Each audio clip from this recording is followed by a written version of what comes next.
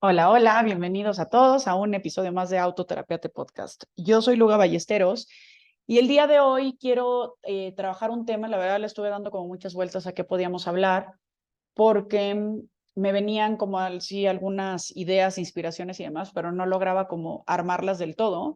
Y había hay una metáfora que compartí recientemente en redes sociales que la verdad es que es todo un reto cuando comparto videos en Instagram, porque la mayoría que tienen como cierto formato me dejan nada más hacer 1 minuto y medio.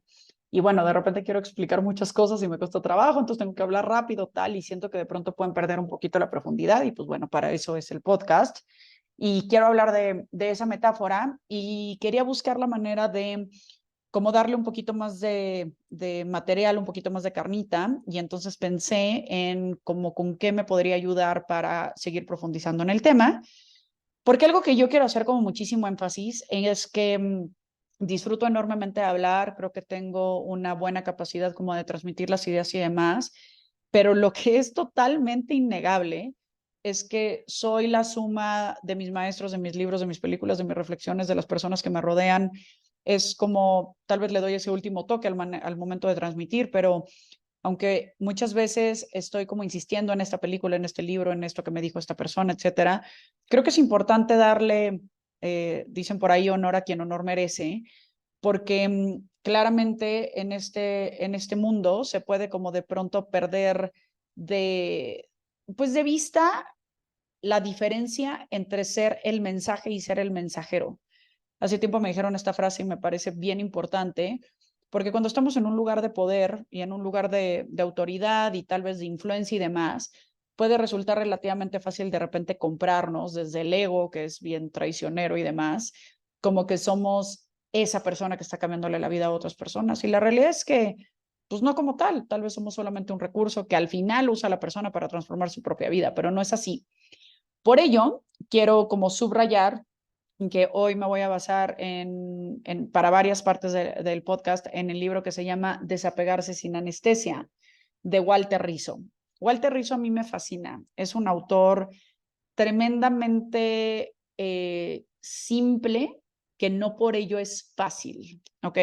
¿A qué quiero llegar con esto? Walter Rizzo es un psicólogo argentino que tiene muchísimos libros, muchísimos, y tiene una manera de transmitir las ideas tan simple, tan digerido, de una manera como tan fluida, que resulta fácil de leer, pero no por eso fácil de digerir o de asumir, ¿no? Porque al final está dándonos un chorro de verdadazos y que cuando los vamos leyendo y demás dices, madre de Dios, ¿no?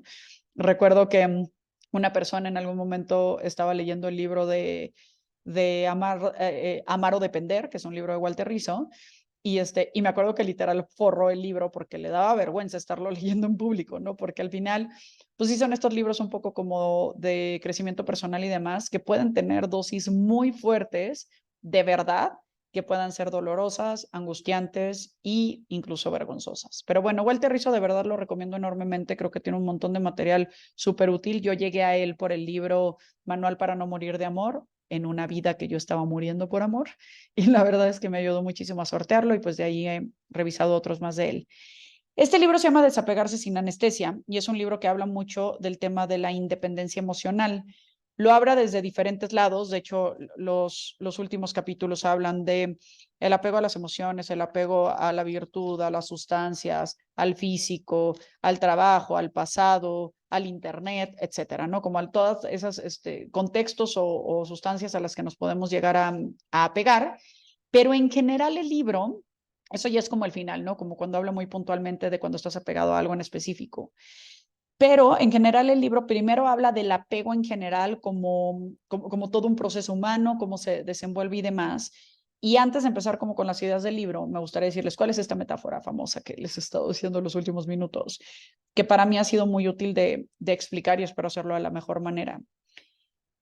Hay un concepto, creo yo que un tanto romántico, un tanto pues pudiera yo decir que hasta ilógico y sobre todo utópico, que es el hecho de fluir desde una noción de fluye, no te preocupes, tú fluye. Ah, mira, fluye y todo va a pasar bien. Mira, tú fluye y cuando menos te lo esperes, puntos suspensivos, ¿no?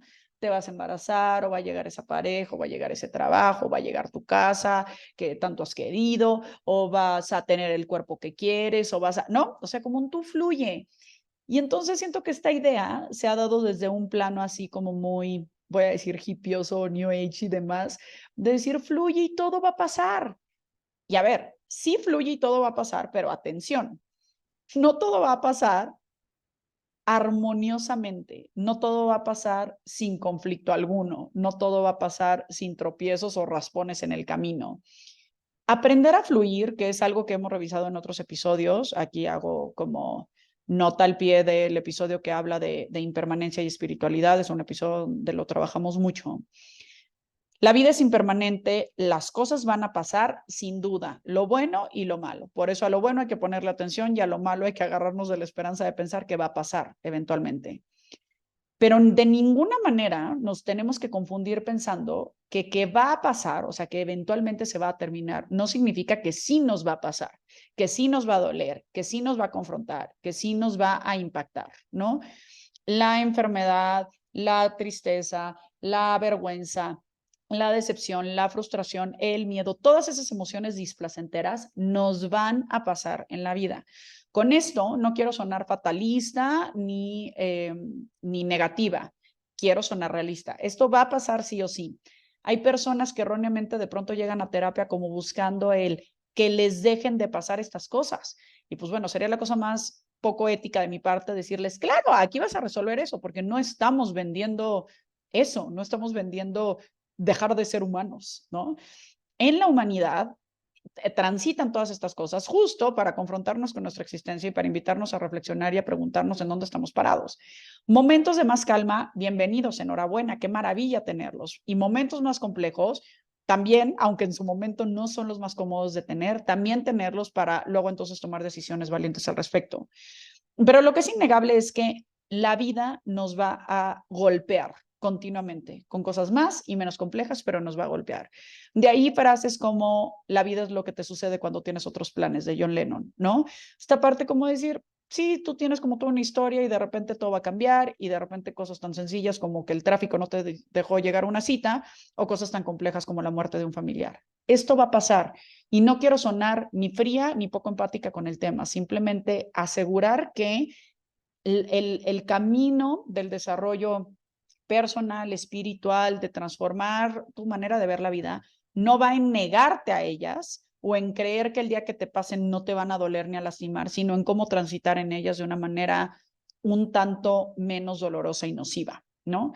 Entonces, regresando al concepto de fluir, si nosotros pensamos en el fluir, vamos a pensar como si estuviéramos en una alberca, en un hotel boutique, en Tulum con una piña colada en la mano y sin ningún problema de por medio, y estamos entonces fluyendo en agua, ¿no? Porque tal vez la parte de fluidez nos conecta mucho con un líquido, entonces ¿no? Así.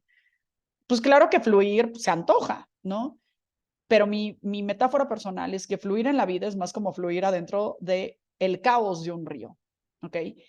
Y no porque haya caos, no deja de ser estar fluyendo. Es decir, tú estás en el río, y vamos a pensar que estás así en los rápidos de Veracruz, ¿no?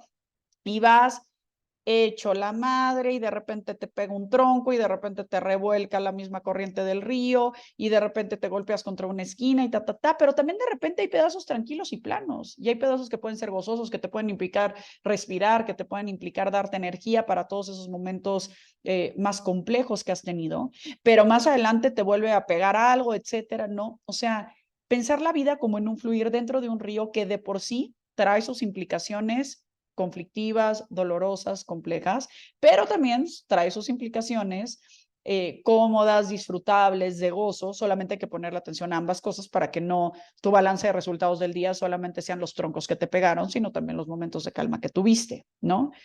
Ahora, aquí vamos a empezar a hablar de apego. La bronca con mucho la sugerencia de decir fluye es que hay personas que se aferran a no querer entrar en el caos del río, cuando, por cierto, de por sí viven en el caos del río. Es decir, te aferras o no te aferras, vives en los retos de la vida, los buenos y los malos. Ahí estás, ¿no? Pero cuando te aferras, es como no dejarte ir en ese flujo natural en donde las cosas de repente son mejores o peores, ¿no? Entonces te apegas a la idea de resistirte frente a aquellas cosas que te son dolorosas. Otra vez, resistirte a que una relación de pareja terminó, resistirte a que te corrieron de tu trabajo o a que tu negocio de emprendimiento no funcionó, resistirte a que una persona cercana está enferma o ha fallecido, resistirte a que estás envejeciendo, resistirte a que te lastimaste tú, ¿no? Personalmente, o te enfermaste tú, resistirte a que tus hijos están creciendo y te da cierta nostalgia. Todas esas resistencias es ir en contra del flujo natural de la vida. Eso es lo que quiero decir. Porque el flujo existe, te trepes o no te trepes, de cualquier manera estás adentro. Pero ahora si imaginamos que estás en este río y no te quieres trepar porque hay resistencia y porque hay una palabra clave que es negación de lo que está ocurriendo, pues estás literalmente emberrinchado, ¿no? La descripción más simple y más clara con respecto a un berrinche, que no es exclusivo para nada de niños, es la negación de la realidad. Es estar en una distonía y en conflicto con que algo está ocurriendo como está ocurriendo. Imagínate un niño en una fiesta de cumpleaños a las 7 de la noche con las luces apagadas, con el guardia en la puerta viéndote como que a qué hora se van, señora, y el niño diciendo, ya me que no se quede la fiesta. Y es como, ya se acabó. O sea, no tengo otra manera de explicártelo. Tenemos la luz apagada, güey. Ya vámonos, ¿no? Así es el berrinche del niño, súper tangible, en el compramesto, en el no quiero ir a la escuela, en el no aceptar la realidad. Y así se ve exactamente igual el berrinche en el adulto. Cuando dice, no quiero que me pase esto, que por cierto me está pasando. No quiero que me vaya a pasar esto, se llama ansiedad y es otro tema y ya lo vimos con Sara y seguramente más adelante profundizamos. Pero no quiero aceptar algo que ya está pasando, se llama negación, ¿ok? Y se llama resistencia. Y todo esto surge, esta resistencia y negación surgen a partir de un apego poco saludable que nos dice, yo no puedo soltar esto, que la vida naturalmente me está pidiendo que abra el puño y suelte eso que yo tenía en la mano, que es todos estos contextos de los que hablábamos. Si regresamos a la metáfora y esta imagen del río, es como si esa persona que se apegó está agarrándose de un tronco, insisto, adentro del río. No se sale del río, porque no se puede salir del río. El río sigue, porque esa es la vida. Pero se agarra de un tronco y dice, a mí no me van a soltar de aquí. Yo me quedo con esta pareja, yo me quedo con este trabajo, yo me quedo con este cuerpo, yo me quedo con esta salud, yo me quedo con este familiar. A mí nadie me lo quita. Y entonces ya la persona tiene dos problemas. Los golpes y el relajito que de por sí traía el río gratis, ¿no? Que nadie pidió, que nadie solicitó, simplemente así venía la vida, ya con algunos conflictos, ¿no? Pero además trae el conflicto de estarse fatigando, de estarse drenando de energía, de estarse irritando a través de estar agarrado de un tronco y de no permitirse fluir y de estarse jalando a través de él, mientras además le siguen pegando los troncos que de por sí venían, o los cocodrilos, o las piedras, o la lluvia, o lo que sea que esté afectando al cauce del río. Pero entonces yo no me dejo fluir porque me estoy agarrando y entonces estoy muerto de cansancio, resistiéndome a eso que ya está pasando, más de por sí el caos que me trae la vida. Hablar de esto me parece importante porque claro que cualquier persona como un mecanismo de defensa del yo, se llama técnicamente, ¿no? Que pues creo que su nombre lo explica, una forma de defendernos a nosotros mismos. Tenemos un montón de mecanismos, ojalá que algún día invite a un psicoanalista que nos los explique porque son súper interesantes. Pero bueno, uno súper básico y que creo que además es muy fácil de entender es la negación, ¿no? La negación es el no puedo creer, no me digas, no puede ser, ¿no? O sea, esa es la negación y es muy simple de entender. Y, insisto, es un mecanismo de defensa del yo cuando de entrada te dan algún diagnóstico o alguna noticia o alguna conclusión o veredicto que te hace, que te genera pánico, que te hace pensar en consecuencias terroríficas o que ni siquiera te deja de pensar en las consecuencias porque dices, no puede ser que esto esté pasando, ¿no? O sea, en el momento que vives esa negación es natural, es un proceso totalmente genuino del pensamiento para de alguna manera amortiguar el madrazo que te acaban de dar. Pero quedarte pegado en él no puede ser y no está pasando y entonces yo voy a ir a buscar y yo voy a decir y yo me voy a pelear y yo voy a tal y entonces, ¿no? ya es un proceso que ya está un tanto tóxico en el sentido de esta parte de desapego y de fluidez, ¿no?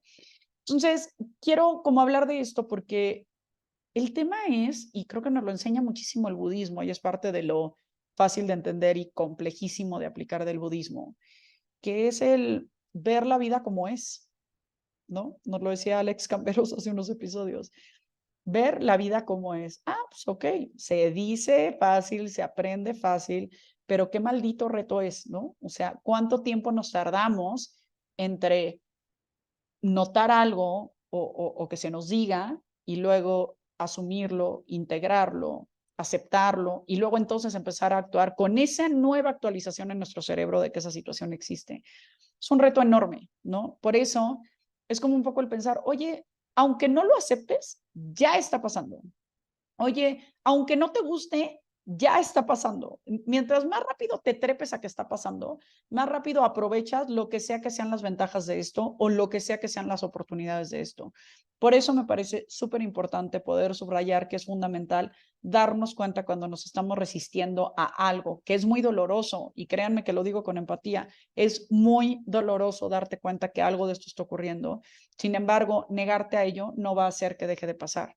Ahora, si te está costando mucho trabajo salir de la negación y no encuentras la manera, mi sugerencia sería busca ayuda, conversalo con alguien, busca terapia, busca libros, algo que te ayude de alguna manera a destrabarte para que entonces puedas volverte a soltar y aceptes los madrazos que de por sí trae el río, pero no además estés drenado de energía por no quererte soltar a ello. Encontré un montón de frases maravillosas. Este libro de Desapegarse sin anestesia lo leí ya hace varios años, hace como, yo creo que 10 años. Y me acuerdo que es un libro que me impactó mucho, pero no le había dado como una revisada. Y bueno, soy muy de subrayar libros y eso me ayuda mucho a retomar. Entonces les quiero leer como algunas ideas que creo que van como mucho en línea con estas ideas, a ver qué piensan. Dice, el apego es como una bola de nieve que arrasa con todo y que te lleva a hacer las cosas más ilógicas y peligrosas para obtener una felicidad tan irracional como efímera.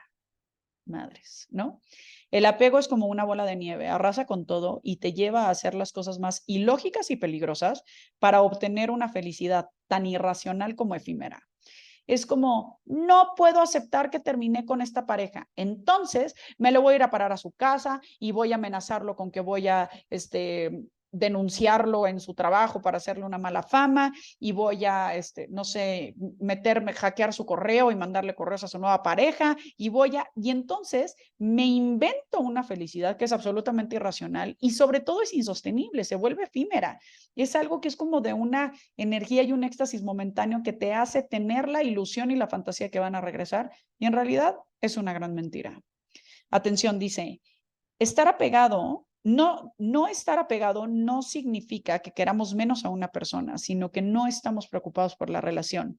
Esa es la clave, despreocupación y ausencia de ansiedad, no importa con qué o con quién sea el vínculo.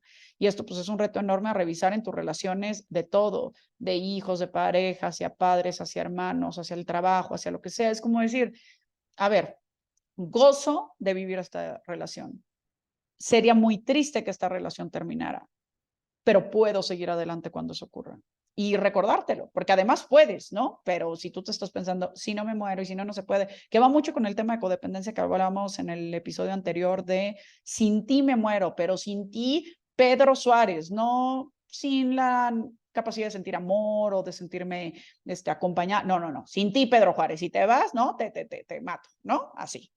Entonces, luego dice aquí una cosa hermosa que viene de una anécdota, ¿no? Que les voy a leer la historia, porque también Walter Rizzo, al igual que Jorge Bucay, también psicólogo argentino, cuentan muchas historias hermosas. Dice, un peregrino que había renunciado a todos los bienes materiales, y entre paréntesis dice saniasi, que es como una práctica, ¿no? Arribó a las afueras de una aldea y acampó bajo un árbol a pasar la noche. De pronto llegó hasta él un habitante de la aldea y le dijo que le entregara la joya que guardaba. Y agregó, el señor Shiva me apareció en los sueños y me aseguró que si venía a las afueras de la aldea, encontraría a un ser iluminado que me daría una piedra preciosa y que me haría rico para siempre. El peregrino rebuscó en su alforja, extrajo un diamante y dijo, debe ser este. El aldeano tomó la piedra y quedó asombrado por el enorme tamaño de la misma. Soy el más rico, gritó de alegría, y se marchó. Pero cuando se acostó no pudo dormir. Pasó la noche dando vueltas en la cama, ya que una idea fija no lo dejaba en paz. Al día siguiente, cuando apenas amaneció, fue a despertar al peregrino que dormía bajo un árbol y le comentó: dame la verdadera riqueza, aquella que te permitió desprenderte con tanta facilidad del diamante. Esa es la que quiero. Qué lindo, ¿no? Me encanta. Y aquí justamente cierra él un poco diciendo que nada ni nadie nos quite la esencia y nos quite el sueño.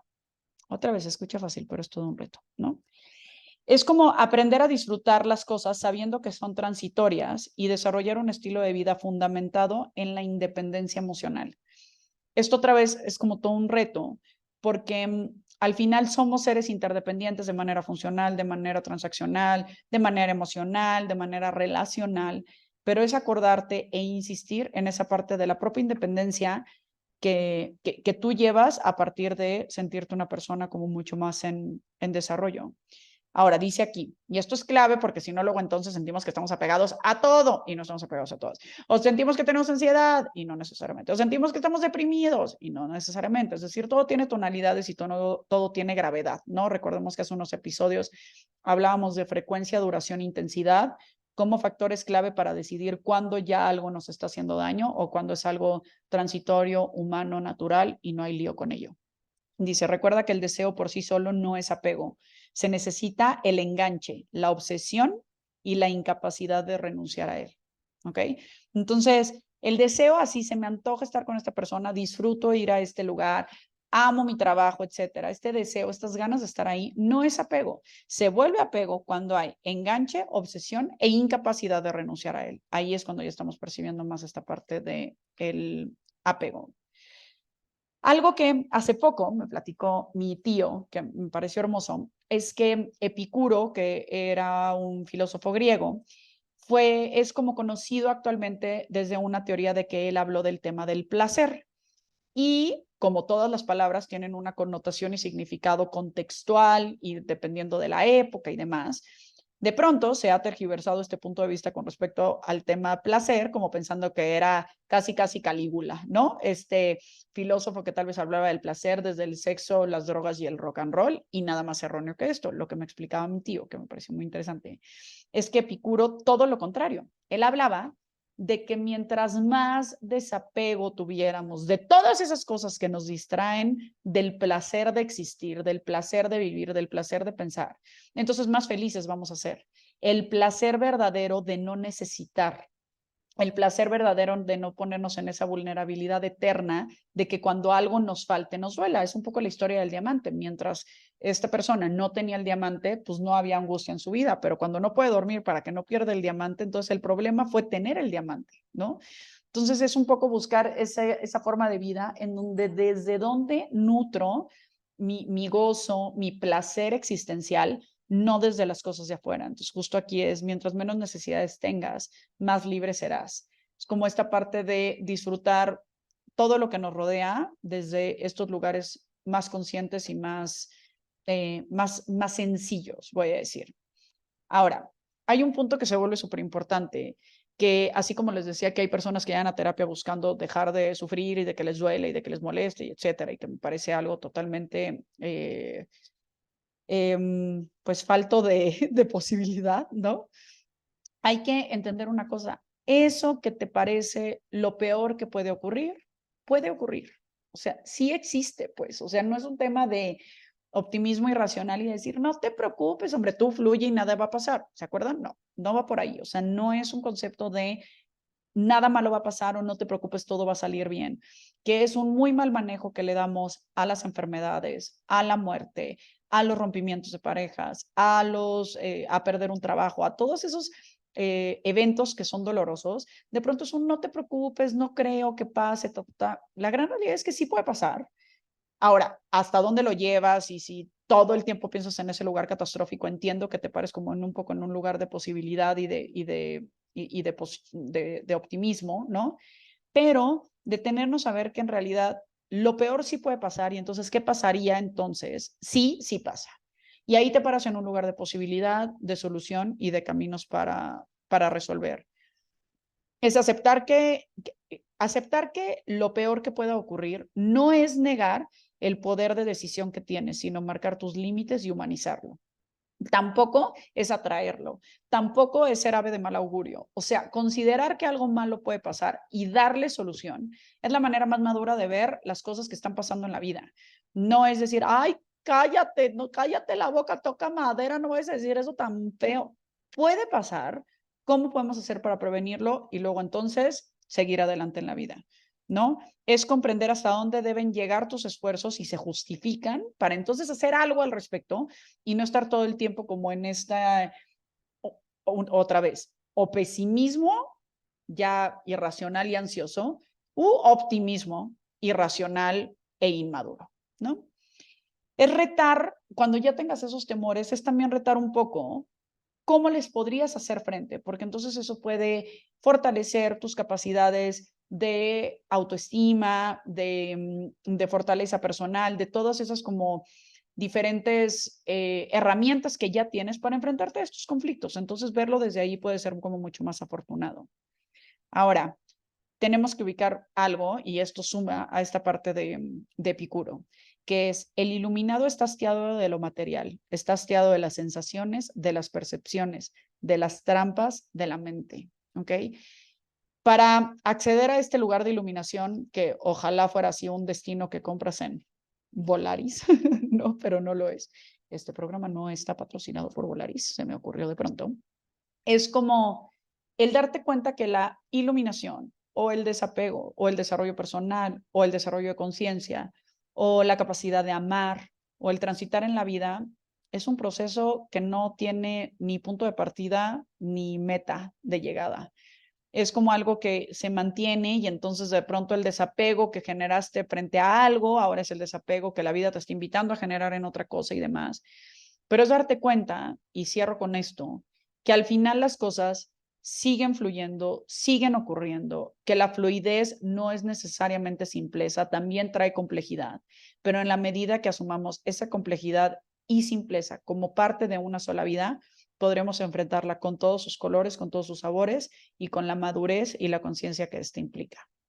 Gracias por escuchar este episodio. Por favor, si te gustó, compártelo con alguna persona que creas que le pueda ser útil. Suscríbete al podcast. Avísame si tienes algún tema que te gustaría que tratáramos por aquí. Y nos vemos para la siguiente sesión de entrevista. Vamos a ver qué sorpresa nos tiene el siguiente episodio. Les mando un beso enorme y que estén bien.